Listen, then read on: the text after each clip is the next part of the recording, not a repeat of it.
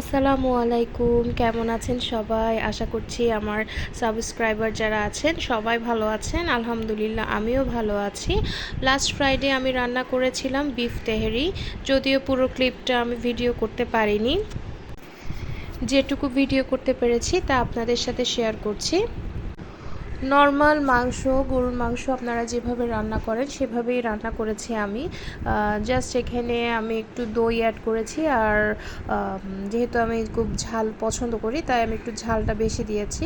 তো মাংসটা হওয়ার সময়টাতে আমি করেছি কি, যে চালটা দিব, চালটা ধুয়ে আমি 20 মিনিটের মতো ভিজিয়ে রেখেছি, যে পানি ঝরিয়ে যখন মাংসটা হাফ সেদ্ধ হয়ে গিয়েছে তখন গিয়ে চালটা অ্যাড করেছি। এ সময় খেয়াল রাখতে হয় পানিটা একটু কম দিতে হবে, পানি বেশি দিলে ভাতটা একটু নরম হয়। যদিও আমি সবসময় একটু ভুল তো করেই ফেলি, আর আমার রান্নার সবচেয়ে বড় বৈশিষ্ট্য হলো যতই আমি লবণ দিই লবণের আন্দাজটা আমি বুঝতে পারি না, লবণ কম দিই। তো আলহামদুলিল্লাহ তাও মজা হয়েছিল। সালাদ তো আমার খুব ফেভারিট, এটা থাকবে। আর ছিল সেদ্ধ ডিম, লেবু। তেহেরির সাথে লেবু খেতে কার কার পছন্দ অবশ্যই জানাবেন। আর ড্রিঙ্কস যেহেতু সময় ছিল না তাই আনতে পারিনি। আজকে এই পর্যন্ত। আল্লাহ হাফেজ।